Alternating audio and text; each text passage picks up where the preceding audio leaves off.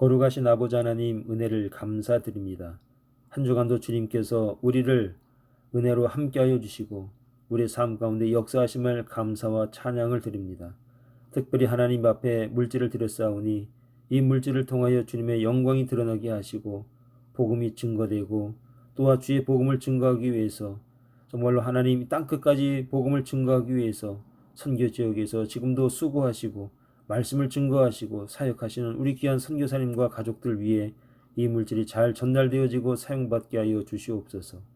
하나님, 특별히 이 시간에 우리의 기도하는 제목을 가지고 주 앞에 나왔사오니 가정과 직장과 사업 위에 주님의 뜻이 이루어지게 하시고 응답받는 역사가 나타나게 하여 주시옵소서.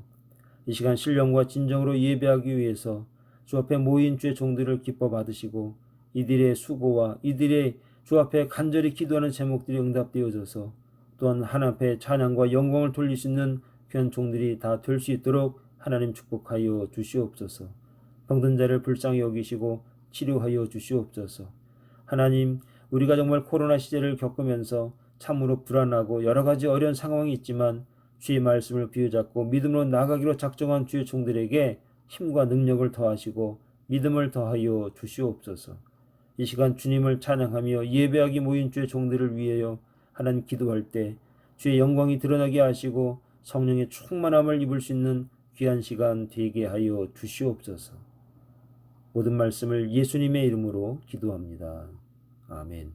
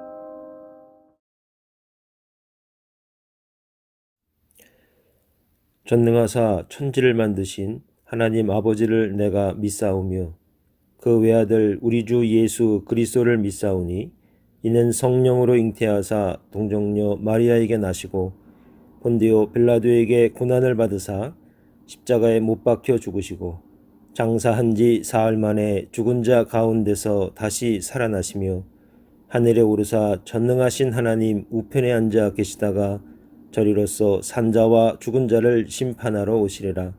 성령을 믿사오며 거룩한 공예와 성도가 서로 교통하는 것과 죄를 사하여 주시는 것과 몸이 다시 사는 것과 영원히 사는 것을 믿사옵나이다.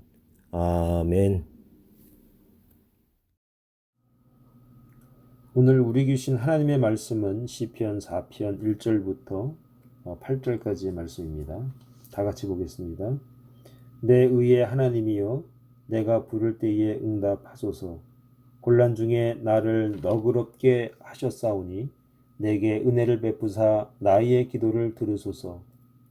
인생들아 어느 때까지 나의 영광을 바꾸어 욕되게 하며 헛된 일을 좋아하고 거짓을 구하려는가 셀라. 여호와께서 자기를 위하여 경건한 자를 택하신 줄 너희가 알지어다. 내가 그를 부를 때에 여호와께서 들으시리로다. 너희는 떨며 범죄하지 말지어다. 자리에 누워 신중에 말하고 잠잠할지어다. 셀라. 의의 제사를 드리고 여호와를 의지할지어다.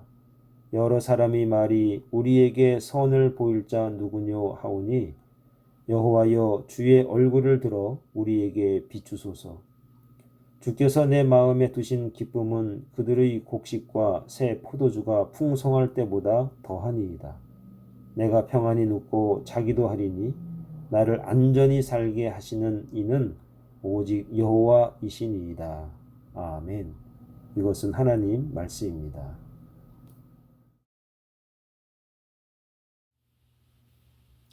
안녕하세요. 김원기 목사입니다. 오늘 우리에게 주신 하나님의 말씀은 시편 4편 1절부터 8절 말씀이고요. 태도가 그 사람이다 라는 제목으로 하나님 말씀 전하도록 하겠습니다. 힘든 일, 어려운 일을 만났을 때 그 사람의 대처하는 모습을 통해서 그 사람에 대해서 우리가 사실은 짐작할 수 있고 좀 알 수 있습니다. 어려운 일을 어떻게 대처하는가, 어려운 일을 어떻게 지나가는가, 그것을 통해서 그 사람의 된대회를 알 수 있다라는 얘기입니다. 오늘 본문의 말씀이 그와 같은 말씀을 우리에게 주고 있는데요. 곤란한 일을 만나게 된다라는 말씀이 오늘 본문에 잘 나와 있습니다. 소위 말해서 곤란한 일을 만나게 되는데 그럴 때에 우리들이 어떤 사람인지를 알게 된다, 그런 얘기입니다. 여기 곤란한 상황 가운데 있었던 위대한 사람이 한 분 있습니다. 바로 다윗 왕입니다. 그가 인생의 곤란한 상황 가운데서 어떤 사람이었는가를 보면서 우리가 교훈받고 다시 한번 회복되는 그런 시간이 되길 바랍니다. 여러분, 곤란이라는 단어는 히브리 말로 차르 이렇게 발음을 합니다. 이 단어가 어떤 상황에서 왔냐면 옴짝달싹 못하는 작은 공간을 갖다가 차르라고 말합니다. 그러니까 비좁은 장소라는 의미가 차르, 그러니까 곤란 이렇게 말합니다. 과거에 좁은 공간에 사람을 가두고 고통을 주는 형벌이 있었다고 합니다. 그 형벌에서 유추되어서 몹시 심한 환난과 핍박을 의미할 때 곤란, 차르 이런 단어를 사용하는데 오늘 본문에서도 이 곤란이라는 단어를 쓰고 있습니다. 차르라는 단어를 쓰고 있습니다. 반면에 본문에 너그럽다라는 단어가 있는데 이 너그럽게라는 말은 넓다, 크다라는 뜻입니다. 그러니까 좁은 공간에서 넓은 공간으로 인도하시는 분이 누구냐면 하나님이다, 이 얘기를 오늘 다윗이 하고 있습니다. 그러니까 다윗은 곤란 중에 있는 자신을 넓은 공간으로 이끌어 주실 분, 지금까지도 그렇게 하셨지만 앞으로도 우리에게 그렇게 인도하실 분이 누구냐? 바로 하나님이시다 라는 것을 고백하는 겁니다. 오늘 우리들이 하나님의 자녀로 살아가면서 옴짝달싹 못할 만큼 어렵고 고통스러운 시간들이 있습니다. 저도 그런 시간을 좀 보낸 것 같고 아마 여러분들도 그런 지난 시간들이 있었을 것입니다. 아니 지금도 그런 어려움과 정말 어떻게 해야 될지 모르는 그런 상황, 곤란한 가운데 있을 줄 압니다. 오늘 이 말씀이 저와 여러분들에게 힘이 되고 능력이 되길 바랍니다. 오늘 이 말씀이 결국 우리에게 주는 소망이 무엇이냐? 그런 곤란을 넓은 공간으로 우리를 인도하실 분이 하나님이라는 것을 믿자라는 것을 오늘 다윗이 오늘 말씀을 통해서 우리에게 교훈하고 있습니다. 그러면 하나님의 사람인 저와 여러분들이 어떤 태도, 이 곤란한 상황 가운데서 어떠한 태도를 가지고 있어야 할 것인가? 그 태도를 통해서 하나님께서 역사하실 터인데 여러분들이 정말 하나님이 기뻐하는 태도가 있어서 정말 이 곤란을 하나님께서 넓은 공간으로 우리 인도하시기에 부족함이 없는 그 믿음의 종들 되기를 바라겠습니다. 그 첫 번째 태도는 기도하고 있어야 된다라고 하는 겁니다. 1절에 보니까 이렇게 말합니다. 내 의의 하나님이여 내가 부를 때에 응답하소서. 곤란 중에 나를 너그럽게 하셨사오니 내게 은혜를 베푸사 나의 기도를 들으소서. 이렇게 말씀하고 있습니다. 지금 다윗이 사망의 음침한 골짜기로 다니고 있다. 그런 얘기입니다. 내가 지금 사망의 음침한 골짜기를 다니고 있다. 그래서 하나님이 지금까지 그렇게 하셨던 것처럼 이러한 곤란 중에 자신의 기도를 들어주시기를 바란다라는 그런 의미의 말씀을 오늘 1절에서 하고 있습니다. 다윗의 태도는 그럼 어떤 태도입니까? 지금 다윗은 지금 이 곤란한 상황 가운데 사망의 음침한 골짜기를 다니고 있는 정말 아주 곤란한 이 상황 가운데 다윗이 하고 있는 첫 번째 태도는 무엇이냐면 기도하고 있었다라고 하는 것입니다. 그런데 기도하는 그 내용을 좀 여러분 살펴보면 이런 말이 있습니다. 내게 은혜를 베푸사 나의 기도를 들으소서. 내가 지금 기도하고 있는데 하나님 은혜를 베풀어 주십시오 라고 하는 그런 간절한 소망의 기도를 하고 있습니다. 근데 여기서 은혜를 베푸다라고 하는 그 말이 참 우리가 좀 유심히 눈여겨봐야 될 이유가 있는데 히브리 말로 하난이라는 단어를 쓰는데 허리를 굽히다, 공손하다 그런 의미로 하난이라는 단어를 자주 씁니다. 하나님에 대해서 아주 정중하게 요구하는 모습을 볼 수가 있습니다. 다윗은 하나님 앞에 기도할 때 막 하지 않았습니다. 되는 대로 하지 않고 자기가 갖출 수 있는 최선의 예의와 범절을 가지고 하나님 앞에 정중하게 요구하고 있다는 겁니다. 기도는 하나님이 우리에게 요구하시는 것이기 때문에 아마 다윗이 기도하고 있었을 것입니다. 이스라엘이 바벨론에 의해서 포위된 적이 있습니다. 역사에 보면 예레미야가 시위대 뜰에 갇혀 있을 때 기도한 적이 있는데 그때 하나님께서 이렇게 응답하셨습니다. 이 말이 예레미야 33장 2절에서 3절에 나오는데 한번 제가 읽습니다. 이를 행하시는 여호와 그것을 만들며 성취하시는 여호와 그의 이름을 여호와라 하는 이가 이와 같이 이르도다. 한번 들어보시기 바랍니다. 너는 내게 부르짖으라 내가 내게 응답하겠고 내가 알지 못하는 크고 은밀한 일을 내게 보이리라. 이렇게 말씀합니다. 예레미야 선지자가 한탄과 탄식 가운데 기도할 때 하나님의 응답입니다. 너는 내게 부르짖으라.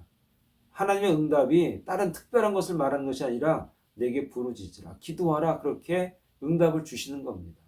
그러면 내게 응답하겠고 내가 알지 못하는 크고 은밀한 일을 내게 보이리라. 이렇게 응답을 주시는 겁니다.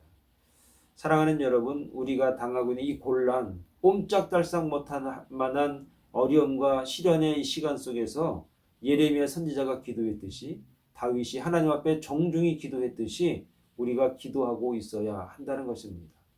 여러분, 우리의 기도 제목이 많습니다. 이 환난과 이 고난이 우리에게 온 이유를 잘 모르지만 그러나 분명한 것은 하나님께서 우리에게 기도하라고 하기 위한 기도하기 위해서 우리에게 분명히 이 고난과 곤란한 상황을 이끌어 주셨다는 것입니다. 하나님은 우리에게 기도를 요구하십니다. 기도해야만이 크고 비밀한 일을 볼 수 있다는 겁니다.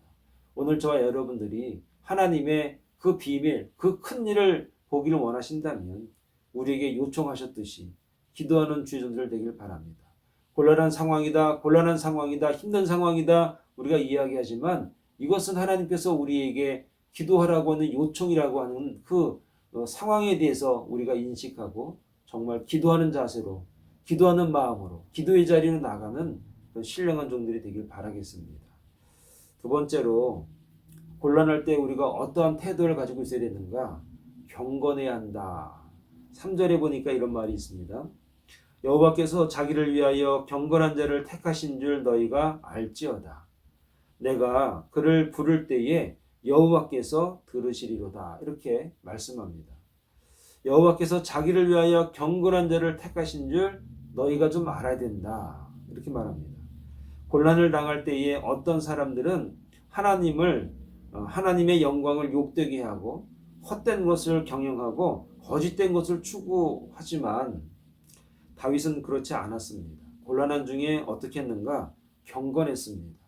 경건하려고 굉장히 몸부림쳤고 경건을 유지하기 위해서 굉장히 힘든 사람이 누구냐? 이 다윗이라는 겁니다. 자포자기하고 포기하고 될 대로 되라 이러지 않았습니다. 다윗은 굉장히 자기를 잘 만들어 갔습니다. 경건을 잃지 않으려고 노력했습니다. 다윗은 경건한 중에서 기도하는 성도의 기도를 하나님께서 응답해 주실 줄 믿었기 때문에 그는 기도하면서 경건한 모습을 유지하고 있었습니다. 그럼 이 경건이라는 의미가 무슨 의미입니까? 히브리 말을 좀 찾아보면 하시드 이렇게 읽어낼 수 있습니다. 이 말은 하나님께 대한 온전한 경배심과 하나님께 대한 온전한 우리의 생활 태도를 갖다가 경건, 하시드 이렇게 말을 하는 겁니다. 그러니까 어렵다고 해가지고 우리의 생활 태도를 막 그냥 규모 없이 그리고 생각 없이 살지 말고 우리 생활 태도를 더욱더 잘 점검하고 하나님이 원하시는 생활 태도를 갖고 있어야 한다라고 하는 것입니다. 2절에 보니까 허사라는 말이 있습니다. 허사라는 말은 그릇에 든 것을 비워버리는 행위를 갖다 허사입니다. 잘 담아놨는데 확 쏟아버리는 것, 헛되다, 허사다 이렇게 말하지 않습니까? 경건한 사람을 헛된 일, 허사를 행하지 않습니다. 그리고 또 말을 읽어보면 괴율이라는 말이 나옵니다. 괴율이라는 게 무엇이냐면 거짓말하는 걸 갖다가 괴율이다 이렇게 말합니다. 그러니까 경건한 사람이 두 가지 정도 금하고 있는데 그게 뭐냐? 허사를 꾀하지 않고 그 다음에 괴율하지 않습니다. 헛된 일 하지 않고요. 그리고 거짓말하지 않습니다. 이 두 가지를 잘 지켜나가는 연습을 다윗이 하고 있었다는 얘기입니다. 디모데전서 4장 7절에 보니까 이게 이 경건이 하루아침에 되는 것 같지 않습니다. 왜 그러냐면 경건을 연습하라 이런 말이 디모데전서에 나오는데 4장 7절입니다. 망령되고 허탄한 신화를 버리고 경건에 이르도록 내 자신을 연단하라, 연습하라 그런 얘기입니다. 육체의 연단은 약간의 유익이 있으나 경건은 범사에 유익하니 금생과 내생에 약속이 있느니라. 미쁘다, 믿을만하다 이 말이요 모든 사람이 받을만하도다. 이를 위하여 우리가 수고하고 힘쓰는 것은 우리 소망을 살아계신 하나님께 두미니 곧 모든 사람 특히 믿는 자들의 구주시라 이렇게 말씀하고 있습니다. 그러므로 디모데전서의 말을 좀 빌면 경건이라고 하는 것은 망령되고 허탄한 신화를 버리는 겁니다. 그리고 경건해야 될 이유가 무엇이냐? 유익하기 때문에 그렇습니다. 한두 가지가 유익한 게 아니라 범사에 모든 일에 유익하기 때문에 경건해야 되는 겁니다. 그리고 경건은 결국은 하나님께 소망을 두는 겁니다. 이 경건이 세상의 소망을 두거나 이 이단의 소망을 두거나 다른 허사에 괴율의 소망을 두는 게 아니라 하나님께 소망을 두는 게 경건이라는 겁니다. 사랑하는 여러분, 오늘 우리의 신앙생활이 어떻습니까? 여러분의 교회 생활은 어떻습니까? 믿음 생활은 어떻습니까? 다 같은 말입니다. 이 말이 결국 무엇이냐면 디모데전서 4장에서 말하는 말을 종합한 아주 중요한 단어입니다. 신앙생활. 망령되고 허탄한 신화를 버리고 범사에 유익한 이 경건을 유지하고 하나님께 소망을 두는 이 삶, 이 신앙생활이 오늘 저와 여러분들은 어떻습니까? 코로나 때문에 참 우리가 많은 핑계들이 많습니다. 이래서 예배드리기 힘들고 기도하기 힘들고 어렵고 등등의 참 경건을 유지하는 여러 가지 어려운 난제들이 사실 우리 가운데 있습니다. 그러나 이 시기에 우리가 더욱더 하나님 앞에 경건을 유지하기 위해서 정말 하나님 앞에 소망을 두고 산다면 이 시기는, 이 어려운 시기는, 이 곤란한 이 코로나 시기는 우리가 더욱더 하나님을 가까이 할 수 있는 그런 귀한 기회가 될 수 있다는 사실을 여러분 잊어서는 안 될 것입니다. 여러분 경건한 중에 여러분의 신앙생활, 여러분의 생활들이 경건한 모습들로 잘 가꿔지고 이루어질 수 있기를 간절히 축원을 드립니다. 세 번째는 고난한 중에 범죄치 말아야 합니다. 4절 말씀을 보면 이런 말이 있습니다. 너희는 떨며 범죄하지 말지어다. 자리에 누워 심중에 말하고 잠잠할지어다. 이렇게 말합니다. 여러분, 이 너희는 떨며 범죄하지 말지어다. 범죄하지 말지어다 앞에 떨며라고 했는데, 이 떤다는 게 뭐냐면 진동하다, 경노하다, 분노하다, 뭐 이런 겁니다. 막 화내다 그런 뜻이 떤다 이런 뜻입니다. 근데 범죄 앞에서 범죄하지 말지어다 앞에 떨며, 이 말이 무슨 말이냐면 범죄 앞에서 분노할 줄 알아야 된다 그런 얘기입니다. 죄 짓는 것에 대해서 스스로 분노하면서 더 이상 죄를 짓지 말라는 그런 의미가 있는 겁니다. 그리고 죄에 대하여 화를 낼 줄 알아야만이 죄를 끊을 수 있다는 겁니다. 그러니까 죄에 대한 분명한 자세를 가지고 있어야만이 죄를 구분해낼 수 있고 죄를 거부할 수 있고 죄 짓지 않을 수 있다는 얘기입니다. 그냥 대충 그냥 얼버무려서 넘어가면은 그게 또 반복이 된다는 얘기입니다. 그러니까 분명한 태도를 취해라. 그게 떨며 그런 의미입니다. 곤란 중에 범죄치 말고 이랬는데, 내 상황이 어쩔 수 없어서 범죄인 줄 알지만 내 양심에는 용납이 되진 않지만 상황과 정황상 어쩔 수 없이 타협했습니다. 이게 곤란 중에 범죄치 말고 그 내용입니다. 여러분, 우리가 상황이라고 하는 것을 많이 핑계댈 때가 많습니다. 그때 참 어쩔 수 없었다고, 그 상황이 그럴 수밖에 없었다고, 그래서 내가 죄질 수밖에 없었고 도둑질할 수밖에 없었고 사기칠 수밖에 없었고 거짓말할 수밖에 없었습니다. 이렇게 곤란 중에 범죄하는 일이 있다는 얘기입니다. 그러나 여러분, 그것도 죄입니다.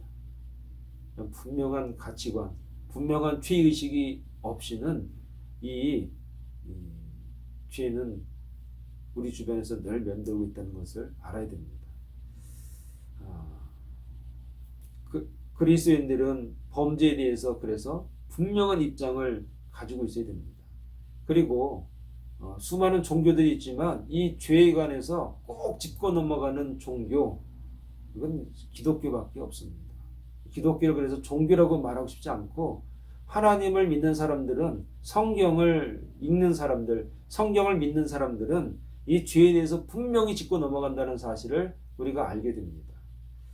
오늘 말씀해 보니까 또 4절에 심중에 말하고 잠잠할지어다 이런 말이 있는데, 이게 무슨 말이냐면 이것은 다윗을 대적하는 자들에게 하는 말인데 지금 다윗의 반대편에 있는 자들에게 하는 말이죠. 그러니까 지금 힘이 있는 편에 있다고 다 옳다고 생각하냐? 그렇지 않지? 이렇게 묻는 겁니다. 이게 사실 지금 모든 것을 얻었다고 생각하는데, 근데 심중에 생각해 보니까 그 어떻게, 그 양심은 뭐라고 말해? 뭐 이런 얘기를 하는 겁니다. 힘 있는 편에 있으면 다 옳은가? 하나님이 그것을 결국에는 뭐라고 책망할 것인 줄 알면서 지금 상황이 힘 있다고, 이 편이 더 낫다고 해서 거기 가 있는데, 그런데 그 양심이 괜찮아? 이렇게 물어보는 겁니다. 이 말씀이 참 두렵고, 이 말씀이 아주 굉장히 우리의 마음을 찔리는 말입니다. 제가 4절을 다시 읽어드립니다. 너희는 떨며 범죄하지 말지어다. 자리에 누워 심중에 말하고 잠잠할지어다. 여러분 마음속에 지금 무슨 음성이 들리고 있습니까? 내가 곤란한 가운데 있다고 하더라도 죄에 대해서 분명한 태도를 그래서 우리가 갖고 있어야 합니다. 그래야 우리가 죄인의 자리에 서지도 앉지도 함께 있지도 않을 것입니다. 사랑하는 여러분, 곤란 중에 범죄하지 말아야 됩니다. 떨며 범죄하지 말아야 됩니다. 확실히 우리의 입장이 서 있어야 됩니다. 마지막으로 곤란 중에 가장 어려운 상황 중에 우리가 뭘 해야 되는가? 예배해야 됩니다. 예배를 거르면 안 됩니다. 예배해야 됩니다. 예배해야 됩니다. 5절에 보니까 의의 제사를 드리고 여호와를 의지할지어다 그랬습니다. 의의 제사를 드리고 여호와를 의지할지어다. 이 말이 무슨 말입니까? 예배할지어다 그런 얘기입니다. 어렵다고 예배 건너고 뭐 이런저런 핑계 대면서 예배 건너고 그러지 말고 하나님을 예배하라는 겁니다. 예배자의 모습을 유지하라는 겁니다. 예배자로 서 있어라 그런 얘기를 하고 있습니다. 의의 제사가 뭡니까? 의의 제사. 의의 제사란 과거에 있는 동물들을 희생을 시켜서 우리가 제사를 드렸습니다. 그래서 누군가가 어떤 동물들이 죽어서 내가 죄산받았습니다. 그 동물의 희생 때문에. 그런데 오늘날의 제사를 갖다가 무슨 제사라고 말하는가? 의의 제사 이렇게 말합니다. 영적인 제사죠. 이게 무슨 의미가 있냐면 이것을 이해하기 위해서는 우리가 시편 말씀을 좀 읽어야 되는데 51편 16절에 이렇게 나옵니다. 주께서는 제사를 기뻐하지 아니하시나니. 주님이 제사를 기뻐하지 아니한다는 겁니다. 여러분 이 말씀을 여러분 잘 이해하셔야 됩니다. 주께서는 제사를 기뻐하지 아니하시나니 그렇지 아니하면 내가 드렸을 것이라. 그러니까 주님이 소를 잡고 양을 잡는 제사를 기뻐하지 않는다는 겁니다. 기뻐하셨다면 내가 그런 제사를 드리겠다는 겁니다. 그런데 뭐라고 계속 말씀하시냐면 주는 번제를 기뻐하지 아니하시나이다. 하나님께서 구하시는 제사는 하면서 말씀하시는데 상한 심령이라. 하나님이여 상하고 통회하는 마음을 주께서 멸시하지 아니하시리이다. 그러니까 하나님이 원하신 제사는 누구를 희생하는 제사가 아니라 피를 흘리는 제사가 아니라 이제 무슨 제사냐? 상한 심령의 제사를 원하신다는 말입니다. 여러분 상한 심령이란 무슨 의미죠? 상하다는 말은 결국은 깨졌다, 부서졌다 그런 의미입니다. 그러니까 깨진 제사, 부서진 제사, 부서진 마음의 제사를 원하신다 이런 얘기를 오늘 시편에서 하고 있습니다. 이게 신약이라면 이게 이해가 되지만 미리 시편의 말씀을 통해서 다윗의 입을 통해서 다윗의 영성을 통해서 먼저 우리에게 얘기하고 있다는 게 이게 대단한 겁니다. 그래서 상한 심령의 제사란 무엇이냐? 깨진 영의 제사인데 자신이 어찌할 수 없는 상태를 말하는 겁니다. 완전히 깨져서 내가 어떻게 할 수 없는 상황을 말하는 것인데 그래서 완전히 무로 내려가는 겁니다. 완전히 땅바닥으로 내려가는 것을 말하는 겁니다. 완전히 물 항아리가 깨져서 바닥에 완전히 깨진 상태를 의미하는 게 상한 심령, 깨어진 영 그런 얘기입니다. 그러니까 나를 깨서 제사를 드리는 것인데 내가 가지고 있는 그 어떤 모양이나 형태의 제사가 아니라 내가 원하는 내 형태의 제사가 아니라 내가 이렇게 드려야지만이 되는 제사 그런 제사가 아니라 하나님이 원하시는 제사의 형식 내가 원하는 제사 내가 드리고자 하는 제사가 아니라 하나님이 원하시는 제사 하나님이 받으시는 제사 내가 만들어낸 제사의 형식이나 내가 만들어낸 제사의 모든 것들이 아니라 하나님이 원하는 제사 그게 무엇이냐? 상한 심령의 제사라는 의미에 포함되어 있습니다. 그래서 이 말을 이제 로마서에서 대답을 해줍니다. 로마서 3장 26절에 곧 이때에 자기의 의로우심을 나타내사 자기로 의로우시며 또한 예수 믿는 자를 의롭다 하려 하십니다. 그러니까 의의 제사를 원하시는데 어떤 제사인가? 그 의는 무엇이냐? 예수 믿는 자. 예수를 믿음으로 말미암아 의롭다 인정을 받는 자들의 제사. 로마서 3장으로 이제 28절로 내려가면 이런 말입니다. 그러므로 사람이 의롭다 하심을 얻은 것은 율법의 행위에 있지 않고 믿음으로 되는 줄 우리가 인정하노라. 옛날에는 율법이 시키는 대로 제사를 드려야만 잘한 줄 알았어요. 그게 아니라 이제는 예수 믿고 내가 하나님의 나라에 갈 수 있습니다. 예수님의 십자가의 보혈로 내 죄 용서 받았습니다. 그 공로로 저는 구원받았습니다.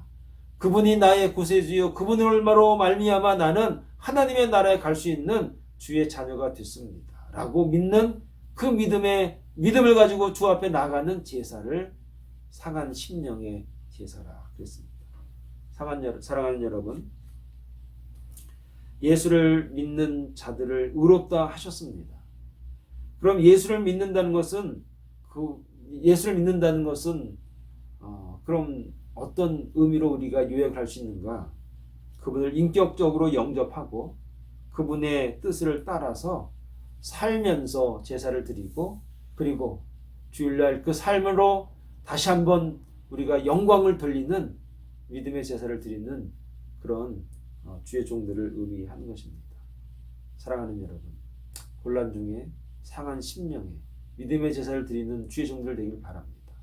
이런 태도가 있을 때 하나님께서 우리에게 응답하시고 크고 비밀한 것을 우리에게 보이신다는 사실을 믿고 믿음으로 승리해야 할 줄로 믿습니다.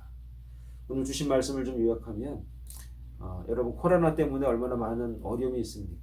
얼마나 많은 곤란한 상황이 우리 가운데 있습니까? 그럴 때 기도하시기 바랍니다. 하나님께서 기도하게 하기 위해서 이 코로나 상황을 우리에게 주신 줄 여러분, 그런 믿음을 갖고 우리가 이 시기를 이겨나가야 합니다. 경건해야 됩니다. 될 대로 되려가 아니라 더 경건하게 나를 갖추고 나를 훈련시키시고 나를 더 하나님이 보시기에 아름답게 만들어내는 경건한 자들 되기를 바랍니다. 범죄하지 말아야 됩니다. 떨면서 범죄하지 말아야 됩니다. 내 죄에 관한 정확한 신념과 가치관을 가지고 있어야 됩니다. 그리고 상한 심령으로 주님을 예배하는 신령한 주의 종들 다 될 수 있기를 간절히 축원을 드리겠습니다. 이 은혜가 또 이 믿음이 또 이 예배를 통해서 다시 한번 우리가 주님을 바라보고 정말 주님을 믿는 믿음의 종들의 모습을 우리의 태도와 우리의 삶으로 한번 멋지게 승리하는 이번 한 주간이 다 될 수 있기를 간절히 축원을 드리겠습니다. 기도하겠습니다. 거룩하신 아버지 하나님, 우리의 상황이 참 쉽지가 않습니다. 이 코로나 시절이 점점점 깊어가고 있고 어려워져 가고 있습니다. 이번 가을, 겨울을 지나면서 더 어려움이 다가온다고 하는데 이때 우리가 더욱더 하나님 앞에 기도하게 하여 주시옵소서. 어렵다고 해서 우리가 함부로 하는 것이 아니라 경건을 잘 유지해 나갈 수 있는 믿음의 종들이 되어지게 하여 주시옵소서. 죄짓지 않게 하여 주시옵소서. 그리고 상한 심령의 제사를 드리면서 예배하면서 하나님의 자녀답게 믿음으로 승리하는 믿음의 태도가 정확한 그런 믿음의 종들이 될 수 있도록, 사랑의 동산교회 성도들이 될 수 있도록 주여 축복하여 주시옵소서. 감사드리옵고 예수님의 이름으로 기도합니다. 아멘.